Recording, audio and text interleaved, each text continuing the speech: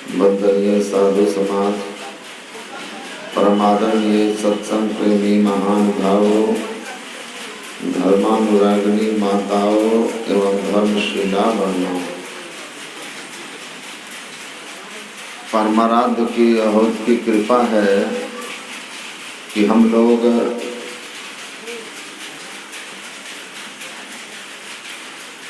आज यहाँ संतमत सत्संग मंदिर के शिलान्यास के कार्यक्रम में आयोजित सत्संग में उपस्थित हुए हैं।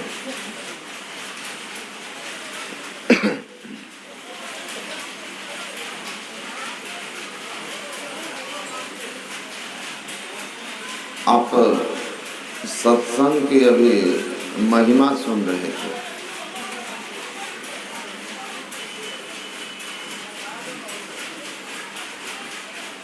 और सत्संग मंदिर,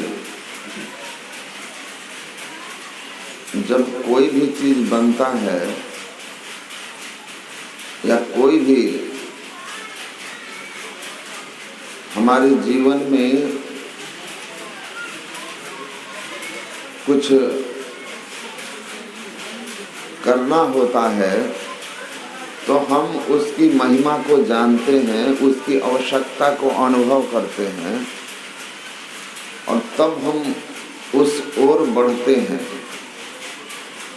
तो सत्संग मंदिर की क्या जरूरत है, सत्संग आश्रम की क्या आवश्यकता है।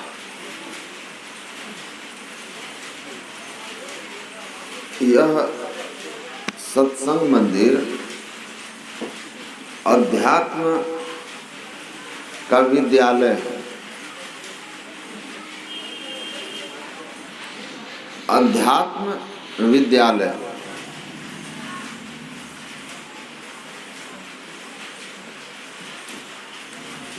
एक विद्यालय है जहां हम सांसारिक विद्या को पढ़ते हैं, भौतिक विद्या को पढ़ते हैं, सीखते हैं। और संसार में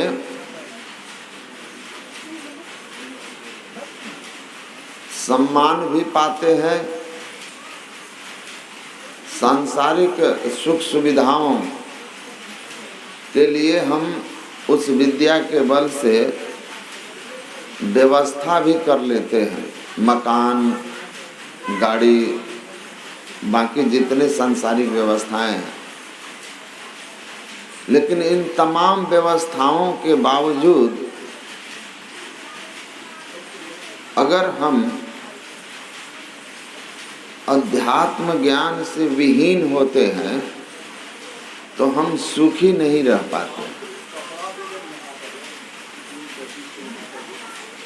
सुखी होने के लिए अध्यात्म ज्ञान की आवश्यकता होती है, ईश्वर भक्ति की आवश्यकता होती है। भगवान कृष्ण इस विद्या को सबसे श्रेष्ठ विद्या कहा, अध्यात्म विद्या, आत्मा संबंधी विद्या, परमात्मा संबंधी विद्या, आत्मा परमात्मा संबंधी ज्ञान। तो जब तक यह ज्ञान नहीं होगा हम संसार के सुविधाओं के बीच सुखी नहीं रह सकते। सद्गुरु महाराज कहते हैं कि मास फागुन मस्त होई के किए बहुत बनाव हो, ऊंचे महलन जड़ित मनिगन असुख तबहु नहीं पाव हो। कुल भल अरु रूप भल अरु तिरिया भल पायो सही, अशांति तबहु ना मिले बिनु ध्यान के सपनों कहूँ। आप भागवत महापुराण में राजा चित्रकेतु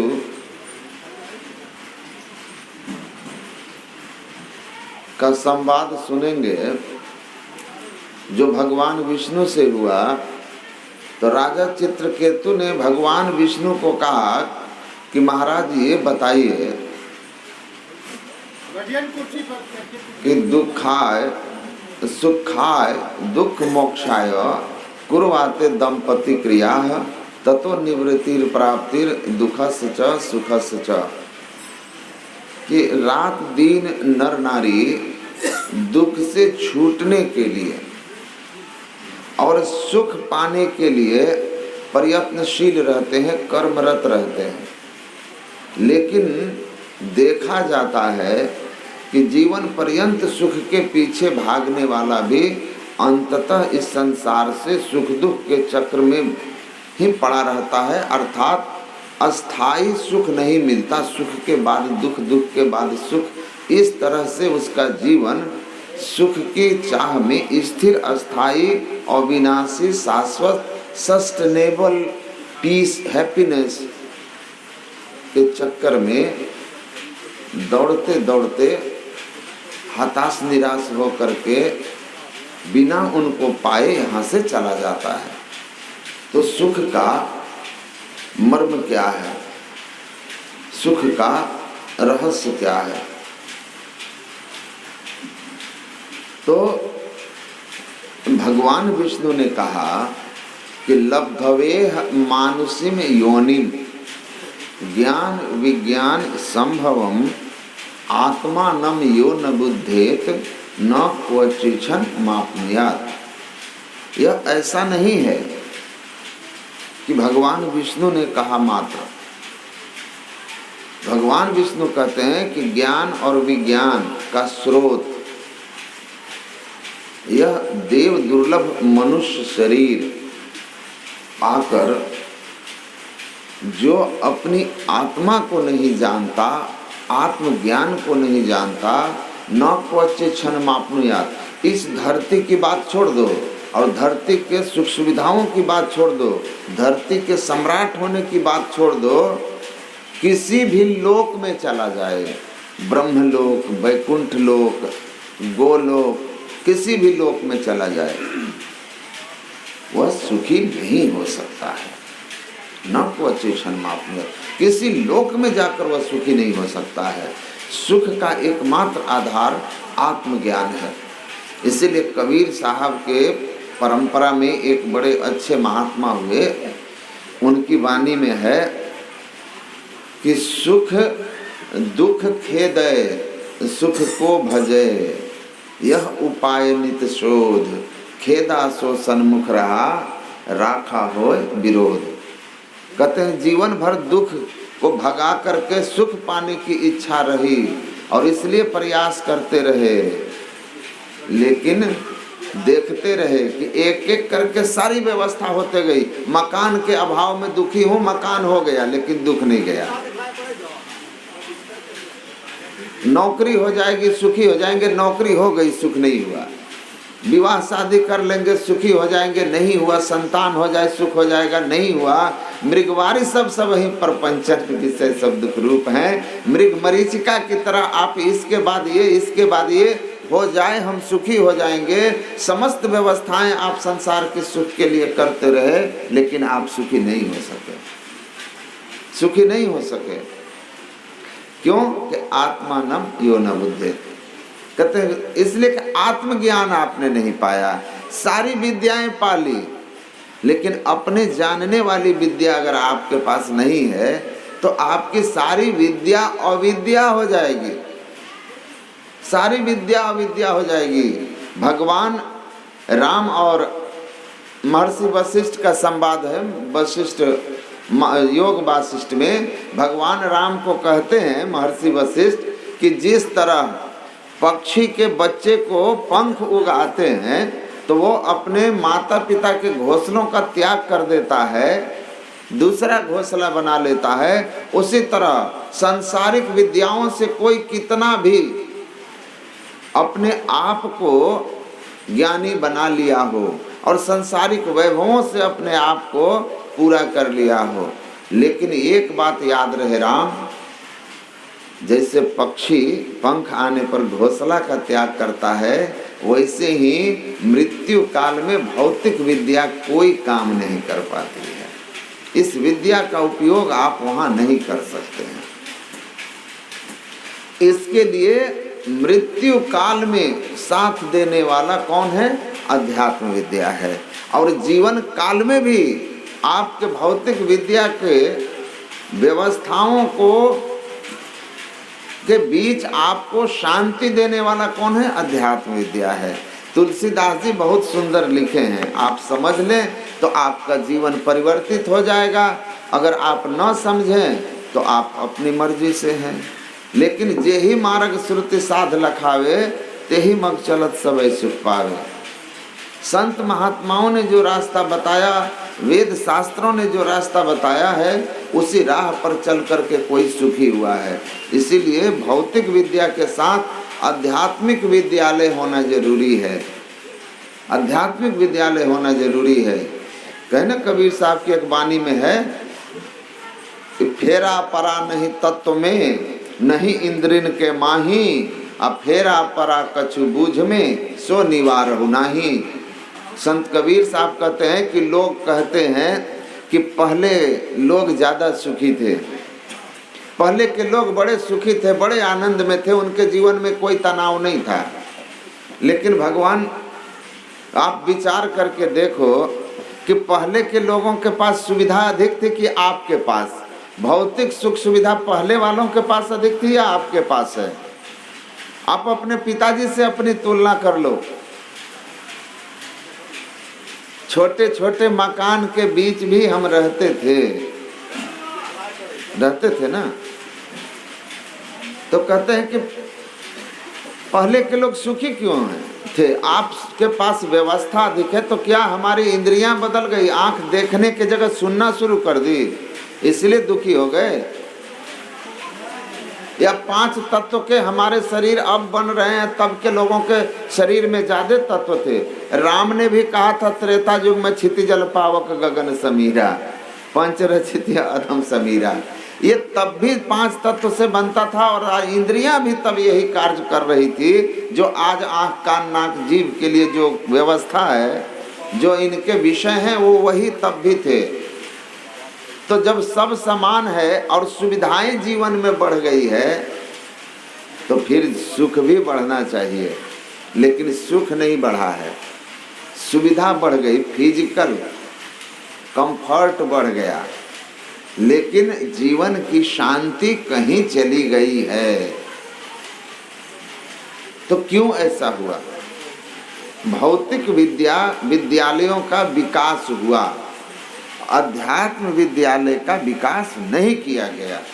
हम एक ऐसी शिक्षा पद्धति में थे जहां भौतिक शिक्षा के साथ साथ बचपन से ही आध्यात्मिक शिक्षा दी जाती थी। गुरुकुल क्या थे? ये सत्संग आश्रम ही तो थे, जहां संसार की शिक्षा के साथ साथ यह आत्मज्ञान की शिक्षा दी जाती थी, आत्म परमात्मा संबंधी ध्यान की शिक्षा दी जाती थी। लेकिन उस पक्ष को हम लोगों ने कर दिया कि ये बचपन में नहीं सीखना है, जवानी में नहीं सीखना है, ये बुढ़ापे का काम है, तो आप दुखी रहेंगे। अगर ये जीवन के साथ साथ चले, भौतिक और आध्यात्मिक शिक्षा साथ साथ दिया जाए, तो अपने आप में वह व्यक्ति संतुष्ट होगा, सुखी होगा, शांत होगा, संसाधन कम होंगे। तो हमारे पास पहले संसाधन अधिक थे, कम थे, हम शांति में थे, सुख में थे। आज संसाधन अधिक है, हम दुख में हैं, क्योंकि इस विद्यालय की हमने अवहेलना की, इसकी महिमा को हमने नहीं समझा, इसलिए ऐसा हुआ। तो एक प्रोफेसर हैं दिल्ली विश्वविद्यालय के, उनकी एक पुस्तक है मॉडर्न एजुकेशन, आधुनिक शिक्षा। वो लिखते हैं कि आधुनिक शिक्षा जो है यह हमारे लिए कितना उपयोगी और कितना अनुपयोगी हुआ, इसकी क्या महिमा है, इसके दोनों पक्ष पर उन्होंने लिखा है। सकारात्मक और नकारात्मक दोनों पहलुओं पर लिखा। तो सकारात्मक पहलू पर लिखते हैं कि पहले हमारे पास असुविधा बहुत थी, हमारे पास भौतिक संसाधन नहीं थे। आज हमारे पास इतनी सुविधाएं हैं कि आप देख लो, एक छोटा सा मोबाइल, एक मोबाइल है। पहले चिट्ठी आप लिखते थे, कितने दिन बाद जाता था, आप यहाँ लिखते थे सब समाचार ठीक है, वहाँ वो पढ़ रहा है सब समाचार ठीक है, इधर पता चला दादाजी रात में मर गए, और वहाँ सब समाचार ठीक है क्योंकि चिट्ठी 10 दिन पहले लिखी गई थी। तो आप दूसरा भेजते थे, तब तक बेचारा दाह संस्कार हो जाता था, कभी कभी चिट्ठी पहुँचती नहीं थी, फिर फोन आया, उसके बाद मोबाइल आया एकदम से तुरंत। अब तो गूगल आ गया, अब सारी दुनिया मोबाइल में घुस गई। कार हो गए, पहले कहाँ कार थी, गुरु महाराज जी बैलगाड़ी पर चल के प्रचार करते थे, फिर उन्होंने कार खरीदा। समय के साथ विज्ञान की प्रगति हुई, भौतिक शिक्षा का विकास हुआ, इस विकास ने बड़ी ऊंचाई पाई, हमारे जीवन में बहुत सारे सुख सुविधाएं दी, बड़े बड़े मकान बन गए, सारे एयर कंडीशन आ गए। पहले राजधानी बदल जाती थी, गर्मियों में दिल्ली वाले शिमला चले जाते थे क्योंकि वो राजा लोग थे, गरीब आदमी यही गर्मी यही सर्दी, और आप पैसे वाले भी हैं तो व्यवस्था नहीं थी तो गर्मी सर्दी सहो।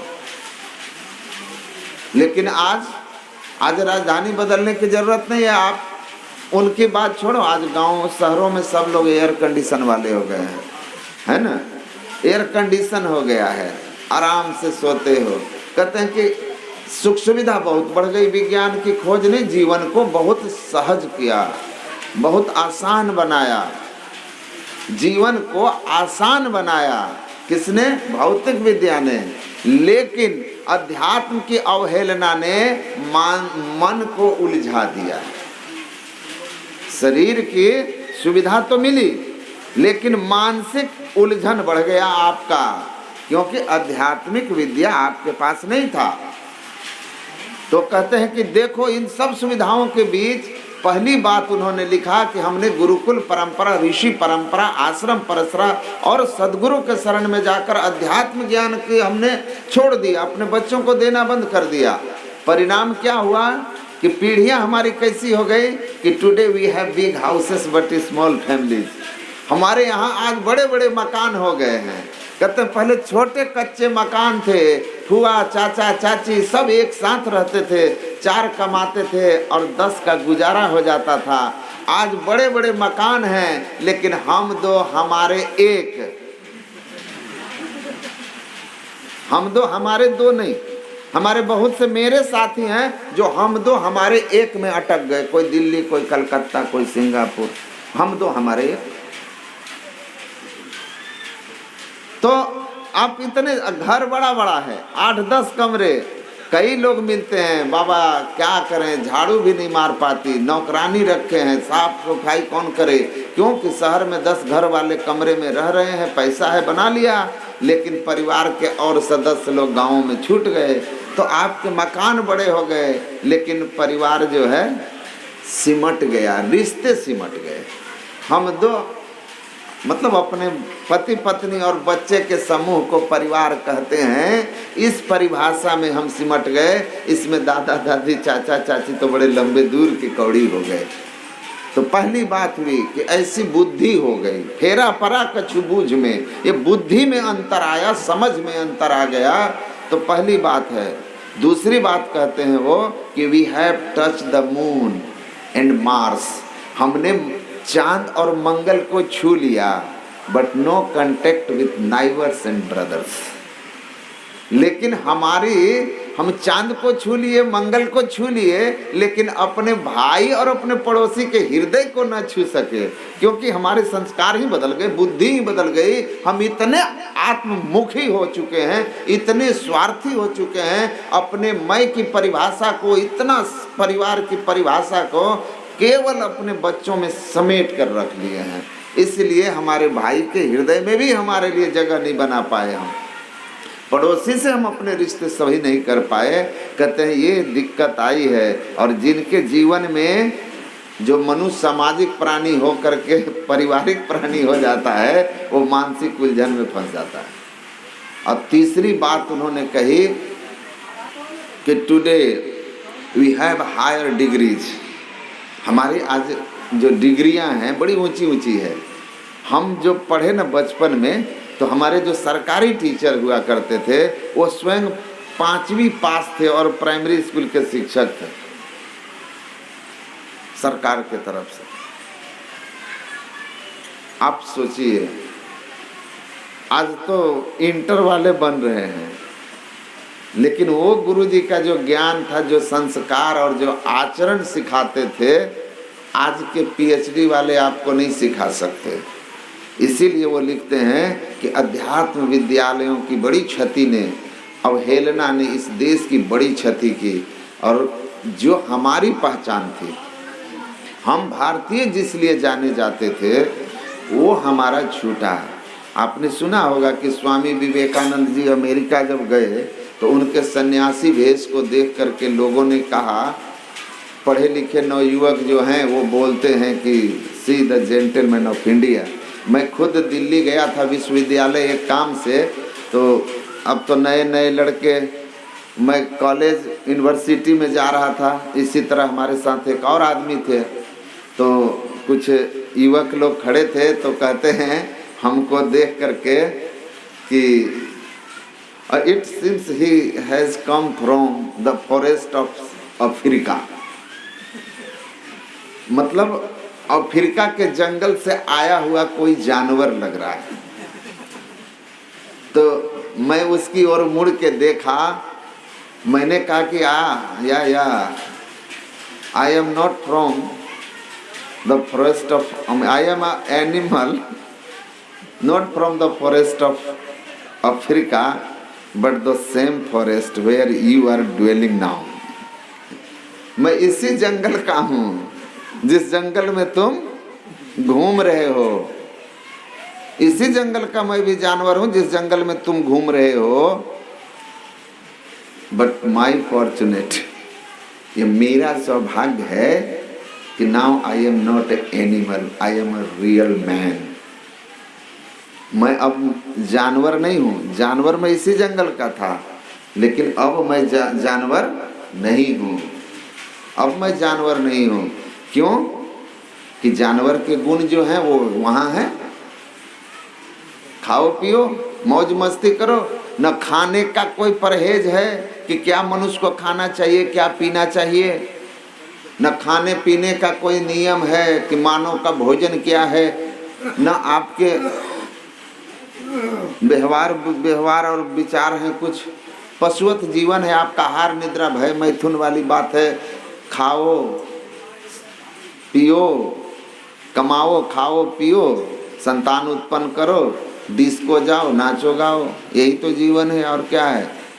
पशु के जैसा और तो कुछ जानते नहीं। ज्ञानम नारायणम, जिस ज्ञान से मानव मानव होता है वो आपके पास है नहीं, वो आत्मज्ञान है। तो स्वामी विवेकानंद को लोगों ने अमेरिका में कहा, या तो भारत में बोलते हैं आज के लड़के, उनको लगता है साधु महात्मा सबसे बेकार लोग होते हैं, सबसे बेकार लोग होते हैं। अब मैं कहता हूँ कि भारत की दुनिया में अगर कोई देन है जिस पर भारत गर्व कर सकता है तो वो भारत के संत महात्मा हैं, सन्यासी हैं। इसके सिवा भारत के पास दुनिया को और दिखाने के लिए कुछ भी नहीं है। सब में आपसे वो आगे हैं, आप हर चीज़, आपके पास तो अपने देश का एक मोबाइल तक नहीं है, सब विदेशियों के यूज करते हो। आपके विज्ञान उनके भौतिक विज्ञान के सामने कहाँ खड़ा होता है। अलग बात है आप गलथेथरी कर लो, जब कोई चीज़ वो खोज देते हैं तो कुछ लोग आपको मिलेंगे थेथोलॉजी वाले, कहेंगे ये तो वेद में पहले से लिखा हुआ था, तो तुम खोजा क्यों नहीं कि वो पढ़ के खोज लिया, तुम्हारे ग्रंथ में था तो वो क्यों खोजा, तो वो क्यों खोज लिया, आपने नहीं खोजा। और जब वो खोज लिया तो कहते ये पहले से था, तो तुम कहाँ थे, क्या कर रहे थे।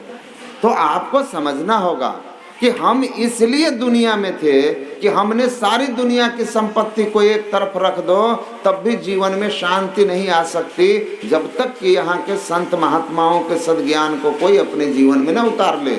इस अध्यात्म विद्या के बिना कोई भी विद्या आपकी काम नहीं आएगी, आपको सुख शांति आनंद नहीं दे सकती है।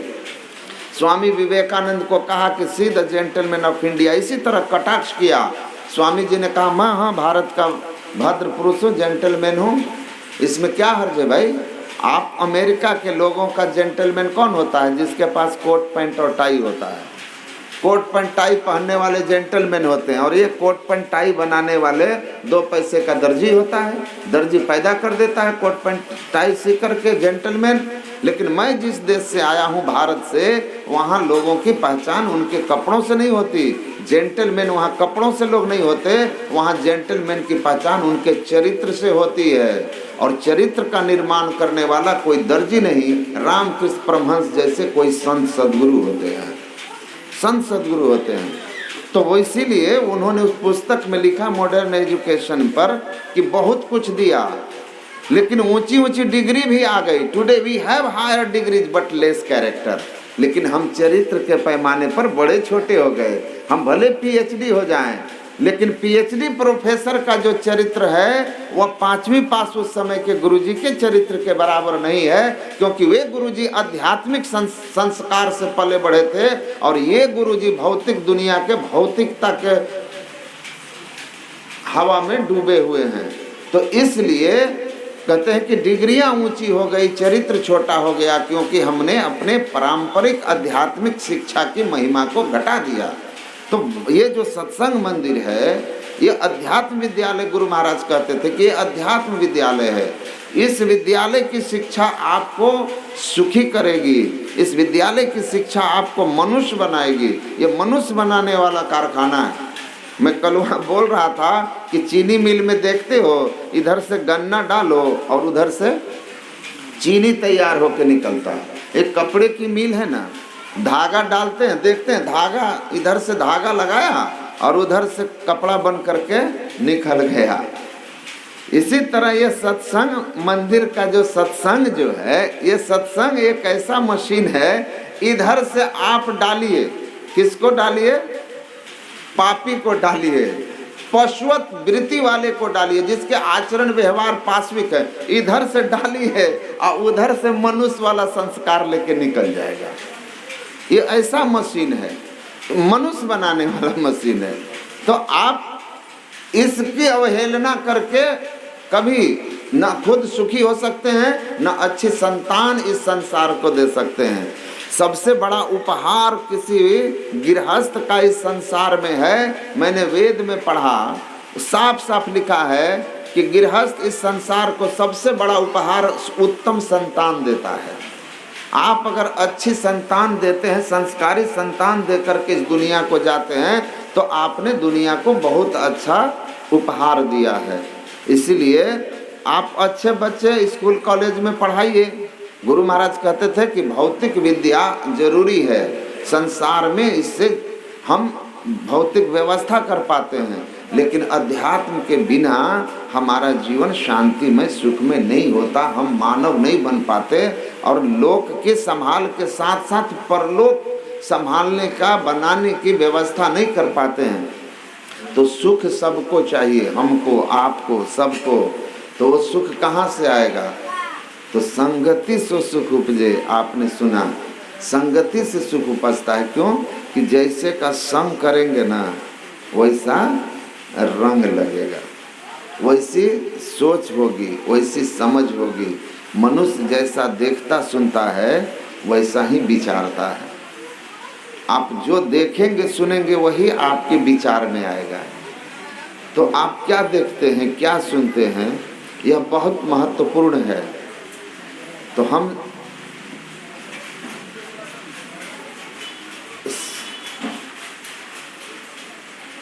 संगति से सुख उपजे, कुसंगति से दुख जोए, कह कबीर अगे। श्री सद्गुरु महाराज की जय। कुछ बाबा का पदार्पण हो रहा है, हम लोग उनके स्वागत में खड़े हो जाए।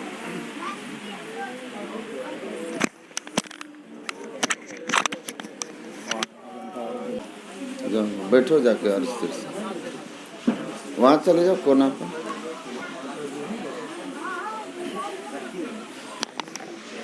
बैठिए।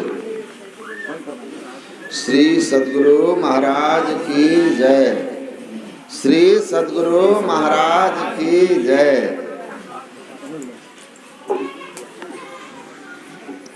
पूज्यपाद हम लोगों के बीच बड़े भाग्य से पधार चुके हैं। मैं अपनी बात को पूरी करके फिर हम लोग पूज्यपाद के आशीर्वचन से लाभान्वित होंगे। मैं कह रहा था कि हम लोग जो भी देखते सुनते हैं वही हमारे अंदर विचार आते हैं, और विचार हमारे अगर अच्छे हैं तो हमारे अंदर संस्कार अच्छे होते हैं। अगर हमारे विचार निम्न हैं, हमारी सोच निम्न है, तो हमारा संस्कार भी छोटा हो जाता है। और संस्कार हमें बार बार प्रेरणा करते हैं किसी भी चीज़ के लिए। तो संस्कार ऊंचा हो तो अच्छा सुने, अच्छा देखें, तो विचार अच्छे आएंगे।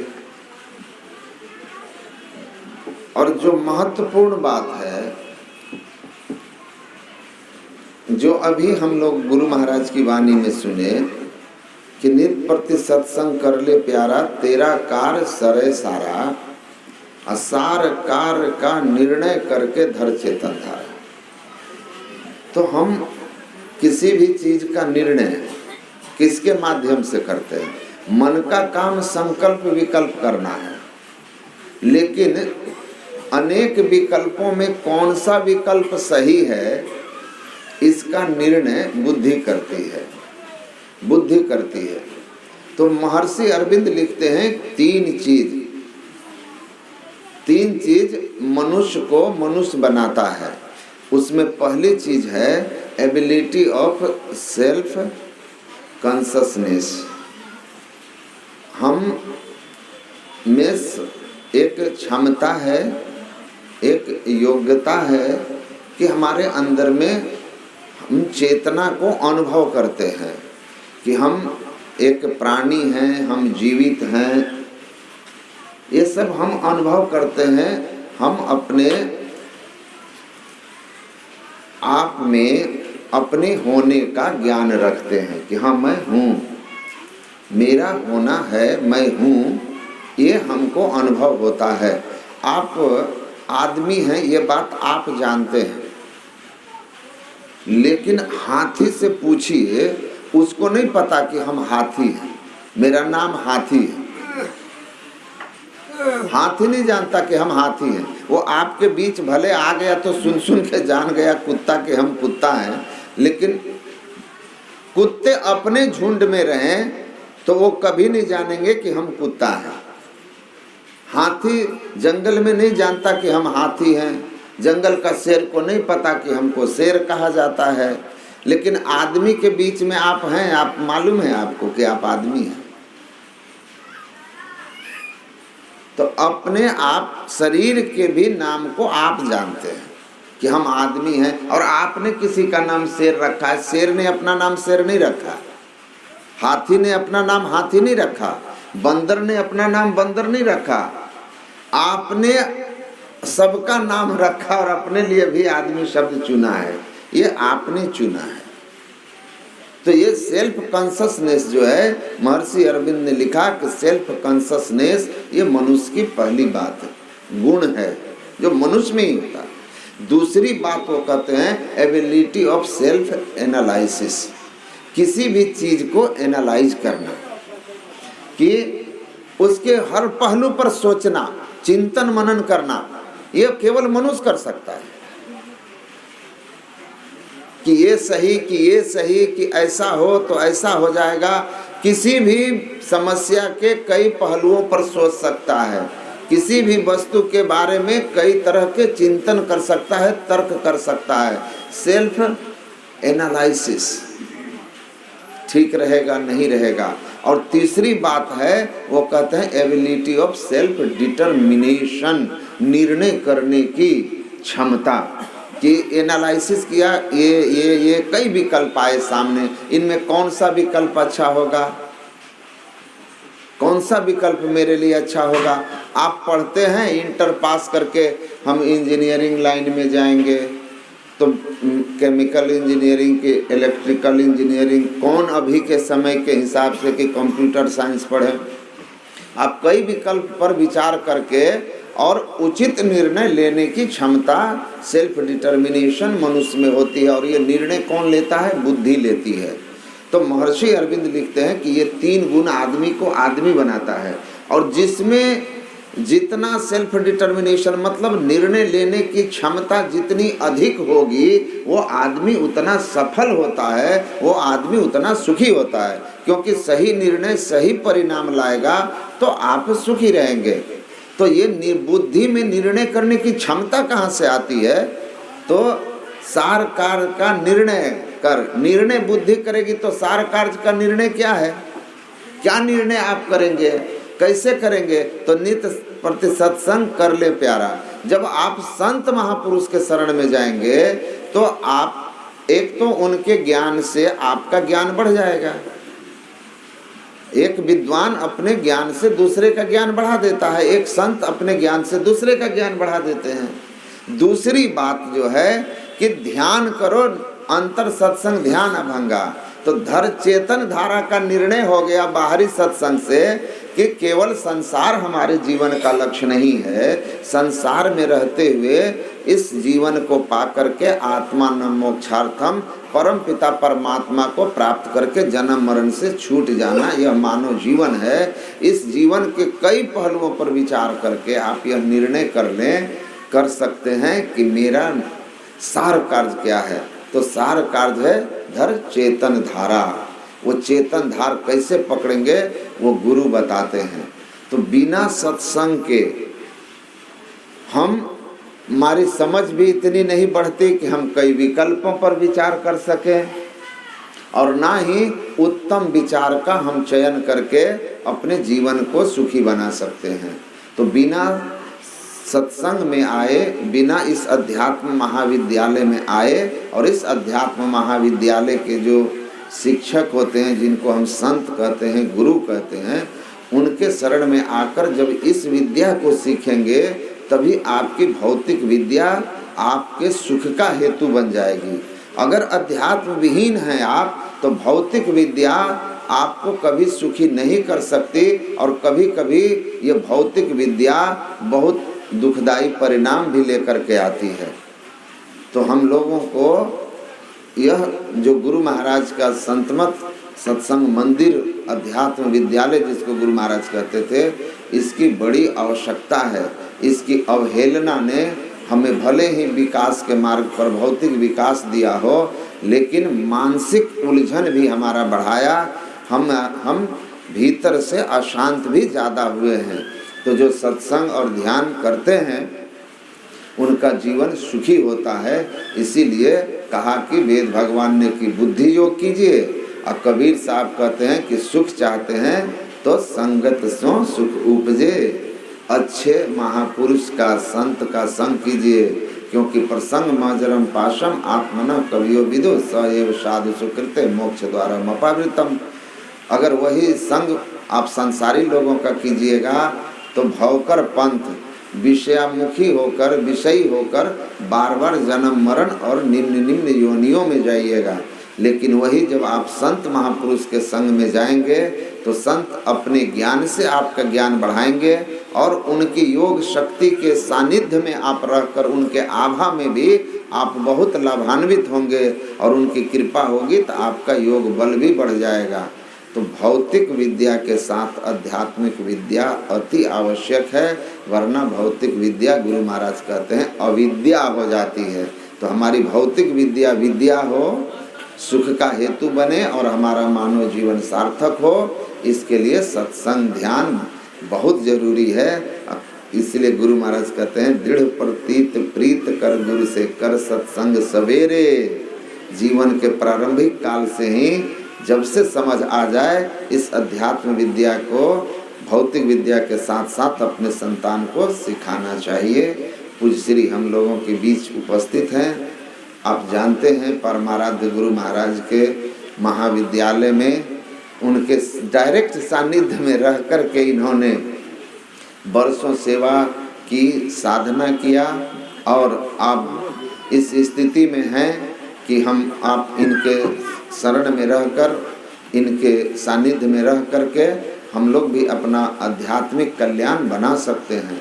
तो ये हम लोगों के बीच यहाँ पधारे हुए हैं, हम लोगों का सौभाग्य है। उस श्री के चरणों में मैं नमन करता हूँ और अब अपनी वाणी को विराम देता हूँ। बोलिए श्री सद्गुरु महाराज की जय। श्री सद्गुरु महाराज की जय। अभी पूज्य पाद का भी पदार्पण हो चुका है। अब पूज्य बाबा से ही अमृतवाणी सुनेंगे। उससे पहले मैं 5 मिनट आप लोगों का समय लेना चाहूँगा। इस सत्संग मंदिर के बारे में कुछ जानकारी देना चाहता हूँ। ये सत्संग मंदिर बहुत पुराना है। जैसा कि केवाला में हम लोगों ने देखा 1944 में